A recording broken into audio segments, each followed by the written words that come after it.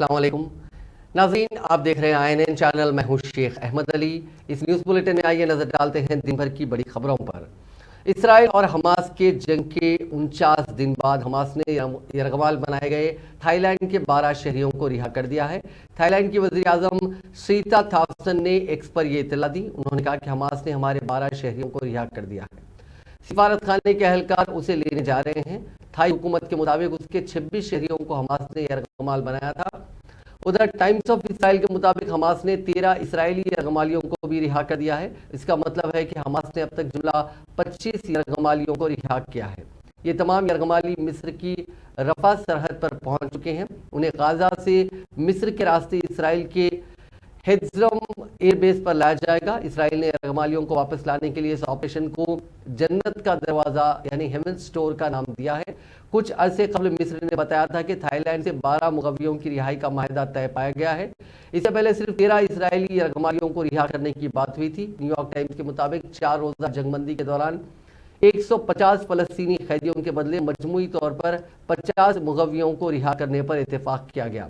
कुछ अरसे बाद इसराइल कुछ देर बाद 39 फलस्तीनी कैदियों को भी रिहा कर देगा। एक रिपोर्ट के मुताबिक उनमें 24 खवातीन और 15 नाबालिग लड़के शामिल हैं। उन सबको मगरबी किनारे के डेमन जेल में रखा गया था। वहां से उन्हें आशाम मगरबी किनारे की ओफर जेल लाया गया। अब उन्हें गाजा भेजा जाएगा। मरकजी वज़ीर दाखिला अमित शाह ने कहा कि हैदराबाद का इलाका राजेंद्र नगर दहशतगर्दों का अड्डा बन गया है। एक साल के अंदर राजेंद्र नगर में 3 दहशतगर्दों को NIA ने अपनी तहवील में लिया। उन्होंने इल्ज़ाम लगाया कि MIM के ताउन से दहशतगर्द यहाँ पनाह ले रहे हैं। उन्होंने सवाल किया कि उन दहशतगर्दों को NIA की जानिब से गिरफ्तार किए जाने तक यहाँ की पुलिस क्या कर रही थी। अमित शाह ने आज राजेंद्र नगर और श्रीलिंगमपल्ली असेंबली हलकों में रोड शो से खिताब किया।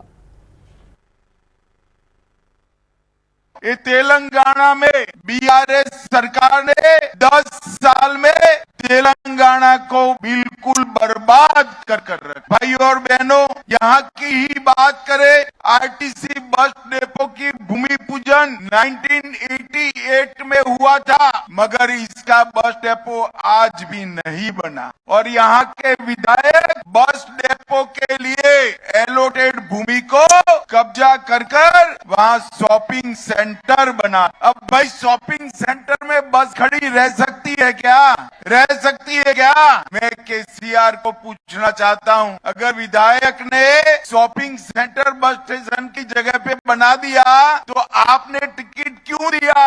अरे भाई, क्या आप समझ नहीं रहे हो? टिकट का भी वहाँ डीलिंग होता है, डीलिंग होती है। हजारों करोड़ का घोटाला KCR ने किया है। KCR को लगता है कि कुछ नहीं होगा। KCR, चैन की नींद मत सो, आपका समय अब समाप्त हो चुका है। जितने भी घोटाले किए हैं भारतीय जनता पार्टी की सरकार जांच कर भ्रष्टाचार करने वालों को जेल के सलाखों के पीछे डालने का काम ये भारतीय जनता पार्टी। अब समय आ गया है कि हमारा तेलंगाना राज्य समग्र देश में 1 नंबर का राज्य बने। ऐसी सरकार यहाँ पर लानी। एक कांग्रेस पार्टी और KCR की पार्टी BRS ये तेलंगाना को 1 नंबर का राज्य नहीं बना सकते, क्योंकि वहाँ मंत्री बनाने के लिए डाइनिंग टेबल पर टेंडर निकाल कर कोटेशन मांग कर कौन ज्यादा पैसा देता है वो मंत्री बनता है। जो जनता का आदमी है वो मंत्री नहीं बनता है। KCR को कौन पैसा देगा, कांग्रेस पार्टी को कौन पैसा देगा, वो मिनिस्टर बनता है। ये भ्रष्टाचारी KCR को हटाने का समय। उन्होंने 4% रिजर्वेशन मुसलमानों को दिया है। मैं आज कहकर जाता हूँ, आप भाजपा सरकार बना दो, 4% मुस्लिम आरक्षण हम रद्द कर OBC और ST को देने का काम भारतीय जनता पार्टी। मुझे बताओ, आप सभी लोग कमल के निशान पर बटन दबाओगे? जोर से बोलो, दबाओगे? हमारे दोनों प्रत्याशियों को जिताओगे? तेलंगाना में भाजपा सरकार बनाओगे? 24 में मोदी जी को प्रधानमंत्री बनाओगे? वज़ीर दिफा राजनाथ सिंह ने तेलंगाना में चंद्रशेखर राव की ज़ेर क़यादत बीआरएस हुकूमत पर उसकी मुबैना बदनुमानियों और ख़ानदानी हुक्मरानी के लिए सख्त तनकीद करते हुए कहा कि बीजेपी हुक्मरानी वाली रियासतों में करप्शन के कोई इल्ज़ामात नहीं लगा सकते। मिचल में एक इंतखाबी जलसे को मुखातिब करते हुए राजनाथ सिंह ने कहा कि बीआरएस हुकूमत की तश्कील के बाद तेलंगाना में बदनुमानियों में गैर मामूली इजाफा हुआ है।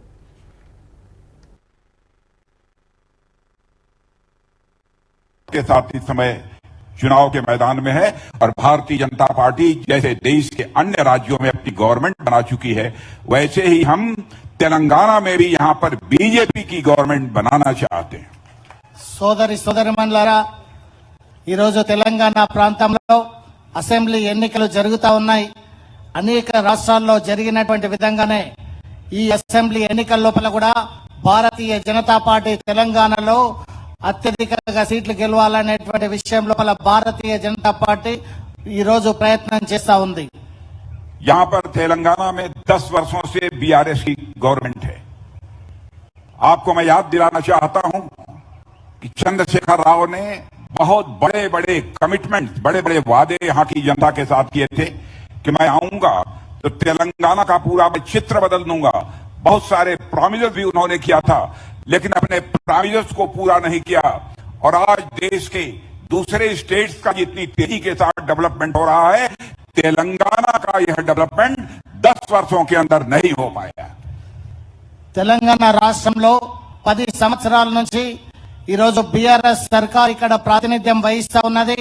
అనేక రకాలైన హామీలను ఇక్కడ ఉన్నటువంటి ముఖ్యమంత్రి చంద్రశేఖర్ రావు గారు ఈ ప్రాంతంలో ఇవ్వడం జరిగింది. ఏ ఒక్క హామీలను కూడా సక్రమంగా నిర్వహించలేదు. ఏ రకమైనటువంటి అభివృద్ధి అయితే 10 సంవత్సరాల్లో జరగాలనో మిగతా రాష్ట్రాల్లో లాగా ఇక్కడ ఆ రకమైనటువంటి అభివృద్ధి జరగలేదు. 1984 में चुनाव हुआ था, भारतीय जनता पार्टी ने केवल पूरे कांग्रेस की कौमी जनरल सेक्रेटरी प्रियंका गांधी ने कहा कि चंद्रशेखर राव हुकूमत की एक्सपायरी डेट अनकरीब खत्म होने वाली है। इस हुकूमत ने समाज के तमाम तबकात बशमूल नौजवान, खवातीन और किसानों को धोखा दिया। पालाकुर्ती असेंबली हल्के में कांग्रेस के इंतखाबी जलसे से खिताब करते हुए प्रियंका गांधी ने चंद्रशेखर राव हुकूमत को तनकीद का निशाना बनाया।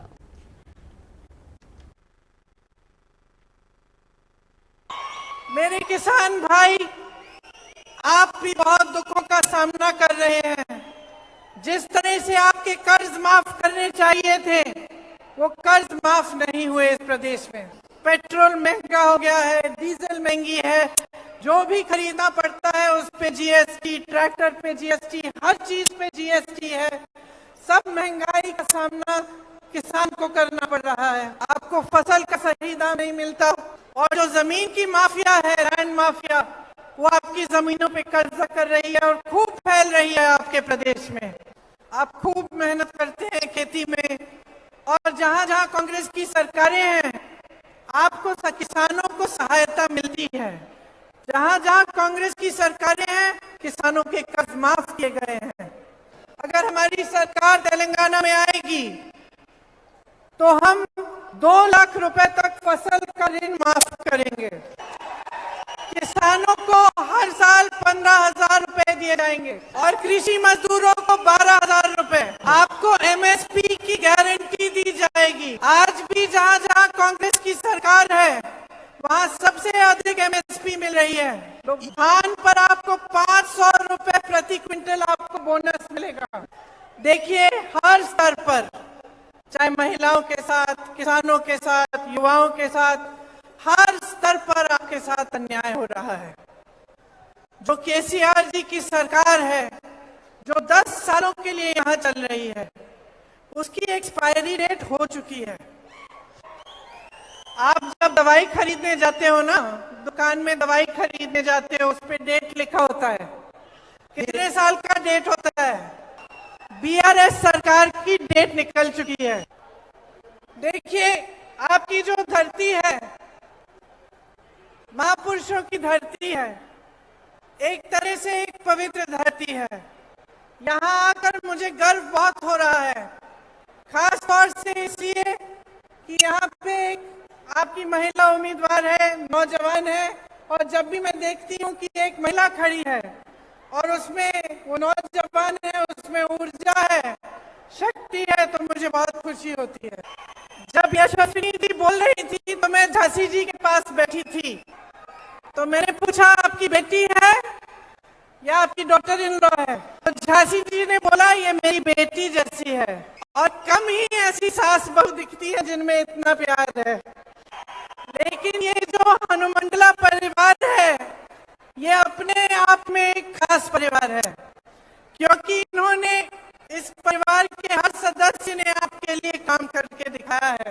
गरीबों की भलाई के लिए इन्होंने जमीनें दी, स्कूल खोले, लाइब्रेरी खोली, और आप सबको तो मालूम ही है कि एक तरफ इनका परिवार है और दूसरी तरफ बीआरएस के नेता जिन्होंने आपसे जमीन छीनी है। आप सबसे जमीन छीनी वक्त। चीफ मिनिस्टर व सदर बीआरएस चंद्रशेखर राव ने कहा कि कांग्रेस पार्टी एक नया झूठा प्रोपेगेंडा शुरू की है। कांग्रेस के उम्मीदवार बाद हलकों में बीआरएस कैडर और आवाम से ये कह रहे हैं कि उन्हें वोट देकर कामयाब बनाएं, क्योंकि वो जीतने के बाद बीआरएस पार्टी में ही शामिल होने वाले हैं। चीफ मिनिस्टर ने कांग्रेस के ऐसे उम्मीदवारों से होशियार रहने का मशवरा दिया। मंत्रियाल में बीआरएस पार्टी के जलसे आम से खिताब करते हुए चीफ मिनिस्टर ने कहा कि कांग्रेस पार्टी कामयाबी के लिए नए नए हरबे अपना रही है। ऐसे झूठे प्रोपेगेंडा करने वाले उम्मीदवारों पर भरोसा ना करें। పార్టీల చరిత్ర కూడా మీరు చూడాలి। ఆ పార్టీల యొక్క నడవడిక, పార్టీల చరిత్ర, ప్రజల ఎడల పార్టీల దృక్పథం, దాన్ని కూడా మీరు తప్పకుండా పరిగణనలోకి తీసుకోవాలని నేను కోరుతా ఉన్నా। బీఆర్ఎస్ పార్టీ మీ అందరికి తెలుసు, పుట్టిందే తెలంగాణ కోసం, తెలంగాణ ప్రజల కోసం। మీ కళ్ళ ముందరనే పుట్టింది బీఆర్ఎస్। 15 సంవత్సరాలు మడమ తిప్పకుండా పోరాటం చేసి చివరికి తెలంగాణ రాష్ట్రాన్ని సాధించుకున్నాం। ఉన్న తెలంగాణ ఊడగొట్టిందే కాంగ్రెస్ పార్టీ। మన తెలంగాణ మనకే ఉండే 1956లో వాళ్ళు చేసిన ఒక చిన్న తప్పుకు 58 ఏళ్ళు మనం గోస అనుభవించినాం। పడరాని పాటలు పడ్డాం, అన్నిటికీ బాలే, మంచినీళ్ళ గోస, కరెంటు గోస, సాగునీళ్ళ గోస, సింగయ్యని ముంచిండ్రు, అన్ని రకాలుగా ఏడిపించినారు। మీరందరూ కూడా చూసి మీ కళ్ళ ముందు జరిగిన చరిత్రని ఇకనే। बीआरएस के कारगुजार सदर व वजीर बल्दी नज़्म-ओ-नस्र के.टी. रामाराव ने मुतवस्सित तबके के अफराद के लिए मकानात की तामीर या फ्लैट्स की खरीदी के लिए बिलासूदी कर्ज फराहम करने का वादा किया। हैदराबाद के HICC में क्रेडाई की जानिब से मुनक़िदा एक इजलास से खिताब करते हुए KTR ने कहा कि रियासती हुकूमत रियासत के हर तबके के अवाम को ज़ाती मकान के ख्वाब को पूरा करने का मंसूबा रखती है। उसी के हिस्से के तौर पर KCR हुकूमत ने गरीबों के लिए डबल बेडरूम के मकानात की स्कीम शुरू की थी, जिसके तहत अब तक शहर और अजला में लाखों मकानात तामीर करते हुए मुस्तहिकीन में तकसीम किए गए। इसके अलावा ज़ाती ज़मीन रखने वालों को मकानात की तामीर के लिए 3 लाख रुपए की माली इमदाद फराहम की जा रही है। इस सिलसिले में गृह लक्ष्मी स्कीम को मुतारिफ किया गया।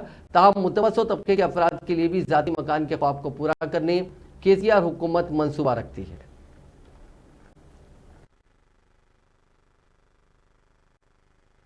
ఇల్లు అంటూ లేని కుటుంబం ఉండకూడదు అనే ఒక లక్ష్యం పెట్టుకున్నాం। హౌసింగ్ ఫర్ ఆల్ అనే నినాదం పెట్టుకున్నాం, తప్పకుండా దాన్ని అమలు చేసి చూపెడతాం।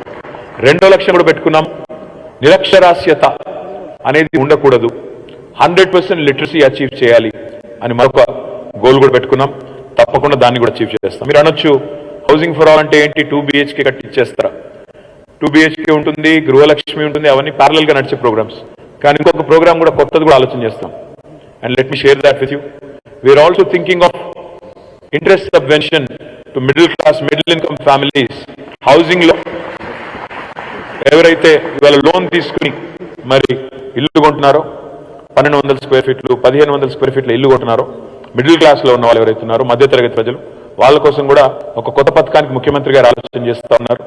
తప్పకుండా దానికి కూడా అమలు చేస్తాము। తద్వారా హౌసింగ్ ఫర్ ఆల్ అనే నినాదంలో అంటే ఎవరైతే కొంత ఒక లోన్ అఫోర్డ్ చేయగలుగుతారో, కేవలం ఇంట్రెస్ట్ కాడికి, మిత్తి కాడికి గవర్నమెంట్ కడితే చాలనుకుంటారు, వాళ్ళ కోసం కూడా ఆ కార్యక్రమం కూడా తీసుకొస్తాం।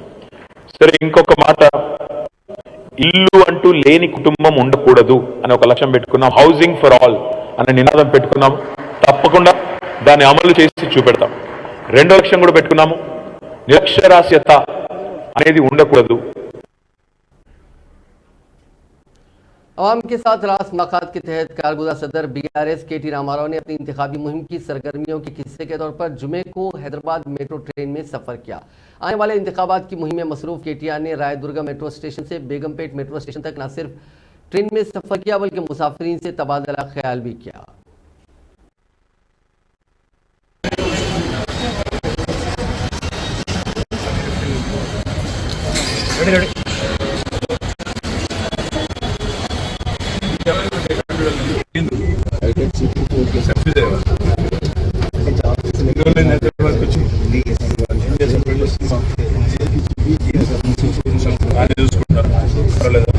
ఇక్కడ నాకు ఇట్లా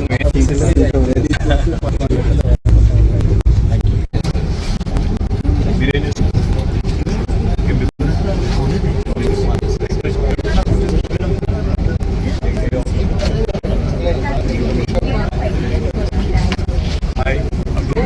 పేరు లేదా సనవరంలో ఏం చేస్తారు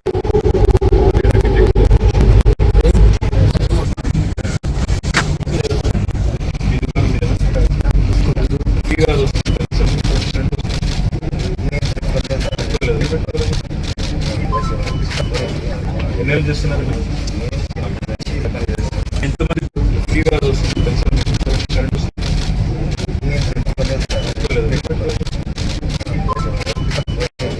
ఎన్నేళ్ళు చేస్తున్నారు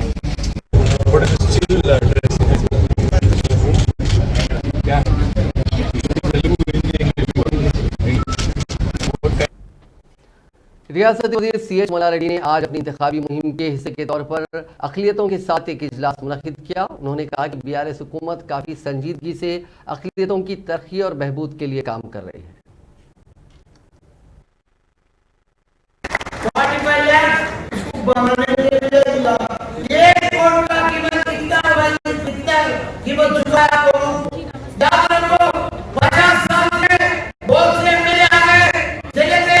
लेकिन आपका काम कोई भी नहीं करा, कब्रिस्तान के लिए कोई काम नहीं करा, बोली मल्ला नहीं करा, मल्ला नहीं करा। अब एक वोट डाले से नंदू भाई को पूछो, कुतुब भाई को पूछो, ढूंढ के कलेक्टर को बोल के अपना गोरे दिला के आपको पूरा कंपाउंड वाल सब बना रहा। और एक एक दिला वो पाइपलाइन में आ जाता, उसका ऊपर में क्या फंक्शन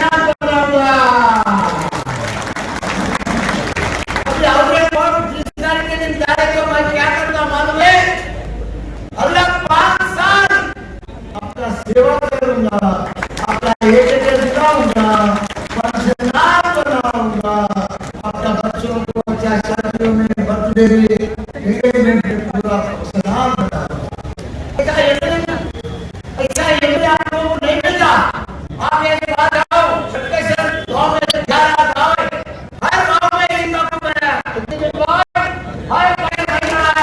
हर हर गांव में रोड नहीं डलाया। बहुत सारे गांव में तो रोड देखे तो मल्ला नहीं दिखना, मंदिर देखे तो मल्ला नहीं दिखना, मस्जिद देखे तो मल्ला नहीं दिखना। कांग्रेस के सीनियर लीडर जयराम रमेश ने आज मीडिया से बात करते हुए कहा कि तेलंगाना की तश्कील 2 अफराद, एक सोनिया गांधी और दूसरे मनमोहन सिंह की वजह से अमल में आई, लेकिन इसका सेहरा KCR अपने सर बांधते हैं। हालांकि तेलंगाना बिल की मंजूरी के मौके पर TRS अरकान ने पार्लियामेंट में वो मौजूद तक नहीं थे और न ही राज्यसभा में TRS का कोई रुकन था। जयराम रमेश ने बताया कि तेलंगाना की तश्कील सारे तेलंगाना की तरक्की के लिए अमल में लाई गई थी, लेकिन वज़ीर आला चंद्रशेखर राव ने हैदराबाद को एक ब्रांड बनाने के बजाय अपने ज़ाती मफाद के लिए इस्तेमाल किया। अभी 8वें निजाम को हटाने का वक्त आ गया, तो भारत जोड़ो यात्रा राहुल गांधी जी चले, 8 जिलों से वो निकले, नारायणपेट से लेकर कम्मारेड्डी तक, और उसके बाद कांग्रेस पार्टी में एक नई जान आई, हमारे देश की राजनीति में बदलाव आया और लोग समझ गए कि ये नई कांग्रेस है, ये नई राहुल गांधी दिखाई दे रहे हैं, और उसी की वजह से एक नया माहौल पैदा हो गया है। अभी 30 तारीख को तेलंगाना में चुनाव होने वाले हैं और इस चुनाव में कांग्रेस पार्टी 6 गारंटी लेकर जनता के बीच में जा रही है। ये रहे हमारे 6 गारंटी। आप लोग सब जानते हैं ये घर घर तक पहुंचा है, सभी घरों तक हम पहुंचा रहे हैं। ये 6 गारंटी ये किसी एक व्यक्ति की गारंटी नहीं है, ये कांग्रेस पार्टी की गारंटी है। महालक्ष्मी, राटू भरोसा, गृह ज्योति, इंद्रम्मा इंदुलू, युवा विकास। कांग्रेस लीडर अलका लामा ने इल्जाम लगाया कि बीआरएस और बीजेपी दोनों एक ही सिक्के के दो रुख हैं। गांधी भवन में मीडिया से बात करते हुए अलका लामा ने सवाल किया कि बीजेपी हुकूमत ने दिल्ली शराब स्कैम मामले में बीआरएस एमएलसी कविता को क्यों गिरफ्तार नहीं किया। जीतने में कामयाब हो रहे हैं। ये मुकाबला सीधा भ्रष्ट तेलंगाना को नशे में झोंकने का काम करने वाली पार्टी बीआरएस परिवार और भारतीय राष्ट्रीय कांग्रेस के बीच में है और हमें पता है हमारी गारंटियां जीत रही हैं। बीजेपी, बीआरएस और एआईएमआईएम की तिगड़ी जो है ने ठान लिया है कि तेलंगाना का भविष्य बिगाड़ना है और हम ऐसा होने नहीं देंगे।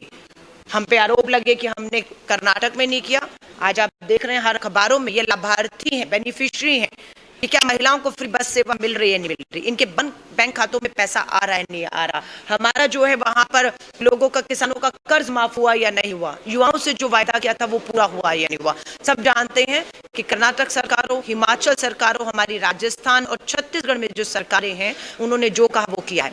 मुद्दा यहाँ पर है कि मुख्यमंत्री की जो बेटी है कविता, वो शराब नीति के तहत दिल्ली से तार जुड़े हुए 100 करोड़ रुपयों का लेन देन हुआ है, उसमें वो पूरी तरह से फंसी हुई हैं। बीजेपी के साथ समझौता है, नहीं तो मनीष सिसोदिया की तरह, संजय सिंह आम आदमी पार्टी के नेता की तरह वो भी हम मानते हैं सलाखों के पीछे दिल्ली के तिहाड़ जेल में होना चाहिए था। वो पार्टी है जिसने तेलंगाना के साथ धोखा किया है। पहले नाम था टीआरएस तेलंगाना जो है संघर्ष समिति और अभी जो है भारत, इन्होंने अपना नाम करके तेलंगाना को ही अपने नाम से।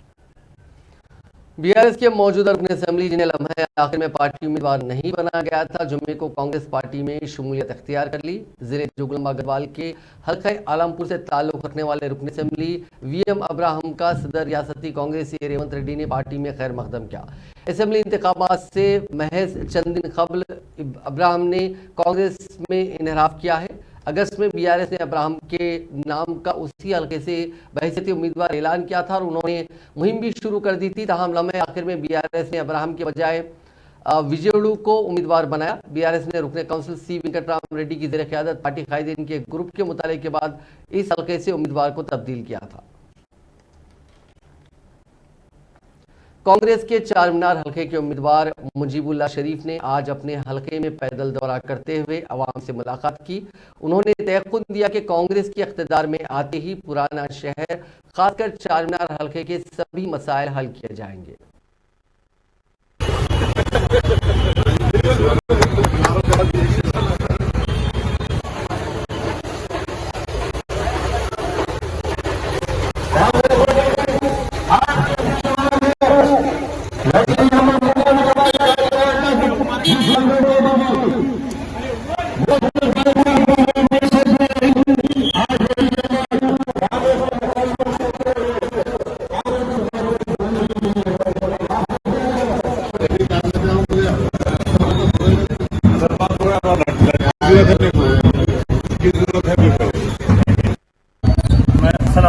मैं मुजीबुल्लाह शरीफ चारमीनार कॉन्स्टिट्यूंसी के लिए कैंडिडेट हूँ। मैं कांग्रेस पार्टी की तरफ से मैं आज पैदल दौरे पे दबिलपुरा के इलाकों में घूम रहा हूँ। आज मैं राहुल गांधी जी का बयान जो नफरत की दुकान बंद करके मोहब्बत की दुकान जो शुरू करने का बयान है वो लेकर आवाम के डोर टू डोर पहुँच रहा हूँ। मैं आवाम से गुजारिश करता हूँ कि ये बयान सबके लिए आराम करे। शहर हैदराबाद में भी इसको आराम करते हुए तमाम लोगों को कांग्रेस पार्टी की 6 स्कीम के बारे में समझाते हुए डोर टू डोर जा रहा हूँ और आवाम की तरफ से बहुत ही समर्थन मिल रहा है और हम आवाम से ख्वाहिश करते हैं कि 30 तारीख को सुबह के औकात में जाकर हम वोट पुलिस को जाकर अब हाथ के निशान वोट दीजिए। तो जय कांग्रेस, जय तेलंगाना। बीजेपी के उम्मीदवार व रुकने पार्लियामेंट स्वयं बाबूराव ने कबायली राय दहिंदों को अपने एक मुनफरिद मशवरा दिया और कहा कि वो 5 या 10,000 रुपए में फरोख्त ना हो जाएं। वोट देने के लिए रकम लेने में अगर गलती नहीं समझते तो उम्मीदवारों से लाखों रुपए का मुतालबा करें। उन्होंने कहा कि कबायली वोटर हुक्मरान जमात BRS से 10 लाख रुपए का भी मुतालबा कर सकते हैं। स्वयं बाबूराव जो आदिलाबाद जिले के बोथ असेंबली हल्के से बीजेपी के उम्मीदवार हैं, उन्होंने आज अपनी इंतखाबी मुहिम के दौरान राय दहिंदों से खिताब करते हुए ये बात कही। उन्होंने कहा कि हुक्मरान जमात BRS के पास करोड़ों की दौलत है और ये भी तला है कि इंतखाबी अखराजात के तौर पर बोथ के BRS उम्मीदवार को 30 करोड़ रुपए की रकम हासिल हुई है। इसीलिए अगर BRS का उम्मीदवार वोट के लिए रकम की पेशकश करता है तो 10 लाख रुपए का मुतालबा करें। ఎట్టి పరిస్థితుల్లో కూడా గ్రామాలలో వస్తారు, డబ్బులు ఇస్తారు, డబ్బులు తీసుకోండి, ఆ డబ్బులన్నీ కూడా మనమే. ఇవాళ టిఆర్ఎస్ పార్టీ దగ్గర 30 కోట్లు వచ్చినాయట. ఇవాళ టెంట్లు వస్తున్నారు, గ్రామాలలో కళ్ళు వాళ్ళ డబ్బు అయింది. కళ్ళు కూడా తాగండి కానీ ఓటు మాత్రం ధర్మం కోసం, దేశం కోసం వేయండి అని కూడా ఈ సందర్భంగా తెలియజేయడం జరుగుతుంది. ఎట్టి పరిస్థితుల్లో కూడా మన ఆదివాసీ సోదరులు కూడా చాలా మంది పోతున్నారు. 50 లక్షల ఆగ్రా బాబు తమ్ముళ్ళు, మీరు 5-10 లక్షలు తీసుకోండి, స్వయం బాబురావు సంతోషపడతాడు. కానీ ఆ 50,000కు 25,000కు అమ్ముడుపోకండి అని కూడా సందర్భంగా తెలియజేయడం జరుగుతుంది. కొడితే మంచిగానే కొట్టాలా, నీ జీవితం బాగుపడుతుంది. కానీ 5-10,000కు అమ్ముడు పోయి ఇవాళ ఆదివాసీ జాతి అమ్మద్దని కూడా ఈ సందర్భంగా తెలియజేయడం. वज़ीर आज़म नरेंद्र मोदी हफ्ता यानी 25 नवंबर को कामारेड्डी का दौरा करते हुए बीजेपी उम्मीदवार के हक में मुहिम चलाएंगे। बीजेपी जराये ने बताया कि वज़ीर आज़म दोपहर के वक्त गवर्नमेंट डिग्री कॉलेज ग्राउंड में हल्का असेंबली कामारेड्डी के पार्टी उम्मीदवार वेंकटरमण रेड्डी की ताईद में जल से आम को मुखातिब करेंगे। वज़ीर आज़म के दौरे कामारेड्डी के पेश नज़र सिक्योरिटी के वसीतर इंतजाम किए गए हैं। कार के इंजन में छुपाकर मुंतकिल की जाने वाली रकम को आग लग गई। ये वाकया जिले वरंगल में पेश आया। तफसीलात के मुताबिक वरंगल से वर्धन्नापेट की सिमत एक गाड़ी जा रही थी। बोलीकुंटा क्रॉस रोड के पास अचानक कार के इंजन में आग लग गई, जिसके साथ ही धुआं निकलने लगा और ड्राइवर ने गाड़ी रोक दी और वहां से फरार हो गया। इस कार के पीछे से आने वाली एक और कार में सवार शख्स जल्दी हुई गाड़ी के पास रुक गया और उसने जल्दी हुई कार से नोट निकालकर अपने थैले में डाल लिया और वहां से चला गया। शुबा किया जाता है कि रकम 30 था 50 लाख रुपए थी। पुलिस ने मकामे वाक़े पर पहुंचकर जल्दी हुई गाड़ी के इंजन और गाड़ी में से कुछ रकम जब्त कर ली। शुबा किया जाता है कि रकम इंतखाबात के सिलसिले में मुंतकिल की जा रही थी। शहर हैदराबाद में नौजवानों की जानिब से सड़कों पर बाइक स्टंट्स के वीडियोस तेजी के साथ सोशल मीडिया पर वायरल हो रहे हैं। इन वीडियोस में देखा जा सकता है कि नौजवान सेक्रेटेरिएट और उसके आसपास के इलाकों के अलावा फ्लाईओवर ब्रिज पर बर्ख रफ्तारी से गाड़ियां चलाते हुए करतबबाजी कर रहे हैं। जानलेवा अंदाज में करतबबाजी न सिर्फ उनके लिए बल्कि दूसरों के लिए भी जानलेवा साबित हो सकती है। सोशल मीडिया पर ये वीडियोस पुलिस और रोड सेफ्टी हुक्काम को टैग किए गए हैं और उनके खिलाफ कार्रवाई की ख्वाहिश की गई है। मालूम हुआ है कि पुलिस उन नौजवानों की शिनाख्त का काम कर रही है। इंडिगो एयरलाइंस के एक इंटरनेशनल फ्लाइट को पाकिस्तान के कराची में इमरजेंसी लैंडिंग करनी पड़ी क्योंकि इस तैयारे में सवार एक मुसाफिर की तबीयत अचानक ज्यादा खराब हो गई थी। यह वाकया हालांकि चाशुमे को रात देर गए पेश आया, लेकिन जुमे को मंजर आम पर आया। दूसरे मुल्क में लैंडिंग के जरिए फौरी रद्द-ए-अमल जाहिर करने के बावजूद उस मुसाफिर को नहीं बचाया जा सका, जिसे कराची के डॉक्टरों ने आमद के साथ ही मुर्दा करार दिया। इंडिगो एयरलाइंस के एक सरकारी बयान में कहा गया कि जिद्दा से हैदराबाद आने में एक मुसाफिर की तबीयत बिगड़ गई थी, जिसके बाद कैप्टन ने इस तैयारे का रुख कराची की सिमत मोड़ दिया था।